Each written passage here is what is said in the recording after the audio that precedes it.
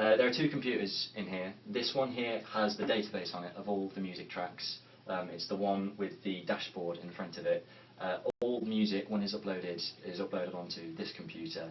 The other computer is the only one with internet. So this is where the stream goes out to the internet and where everything is done. If you want to look up something online, you're going to have to use this computer because none of the others are connected to the internet. As for the dashboard, it's fairly simple to operate. You operate the microphone by pressing the on button to turn it on, turning it up so that it's turned up, and then it's as easy as just speaking into it.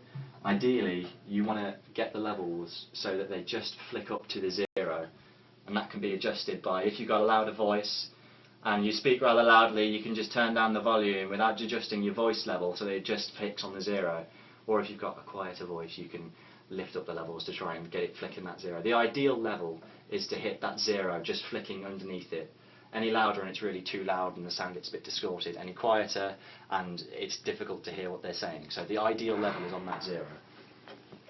There are 3 microphones. Presenter is the microphone that's closest to the right on the dashboard.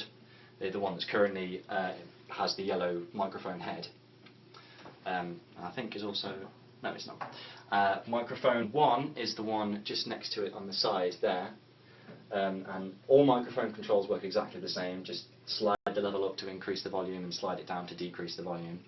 And then microphone 2, which labelled as mic 2 on the dashboard, is the one furthest away. Those are the 3 microphones. Those 3 microphones are the ones that are connected up to this computer. When it comes to the knobs and dials at the top here, I wouldn't worry about it too much. Usually, it's if you're going to experiment with them before you start broadcasting, because you can change the levels and have a play and figure out which bit does what. And if it's too quiet, you can make things louder, change pitches. Well, no, not change pitches, but change the type of sound that comes out. If someone's voice is a bit too low, you can increase the high gain or things like that. Over on the right-hand side of the dashboard, there's really only a few things you need to know. This knob here at the bottom middle, labelled phones, controls the volume for the headphones worn by the presenter.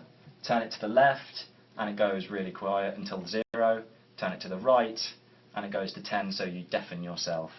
Ideally, again, you're going to want it in the middle so that it's nice and even. If things are too quiet, you can turn it up. If it's too loud, you can turn it down. It's really adjustable and it doesn't affect the broadcast. That's just for the headphones that you're wearing in the studio.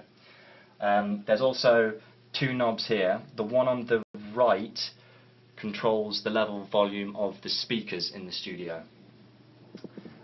Again, that's if you want to enjoy the music without wearing the headphones all the time, turn it to the right, turn it up, to the left, turn it down. If there's someone in the next room having a meeting or doing a class or something like that and you want to turn it down, obviously you're going to want to turn this knob down to 0 so that you don't disturb them and listen using just the headphones. The other one on the left in the middle, confusingly also labelled follow phones. However, this one controls the volume level for the headphones coming out of the headphone box to be worn by people's number 2 and number 3. These are the headphones here that people's 2 and 3 would be wearing, and the box can be found just over here. Now, normally the controls on this are all set to neutral, so they don't need to be set up, but if for whatever reason you can't hear out of those headphones, do make sure that the box is turned on. The little button can be found just there, and when it's glowing, that means that the box is turned on. These headphones here are the only ones that are connected to the internet computer. You can tell because they look different to all the other headphones. So if you want to listen to something on the internet before you start streaming, these are the headphones that you're going to have to use. Otherwise, it's these headphones all the time. There's only 1 pair of these, whereas there's 3 pairs of these. So it shouldn't be too confusing. So these 4 sliders, labelled My 1, 2, 3 and 4, correspond to the broadcast system Myriad that we use. My 1 is cart number 1, 2 for 2, 3 for 3 and 4 for 4.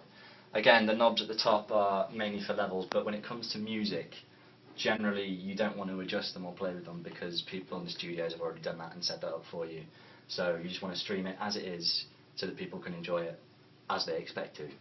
So you just leave those knobs at the neutral point, which is facing directly upwards, and that's all there is to it. The gain knobs at the very top are if the music track is a bit quiet, you can up the gain on it. However, this will decrease the quality of the track a little bit. So if you're going to do that, as again, experiment off air and do a little bit of, and when you figure it out, broadcast it that way.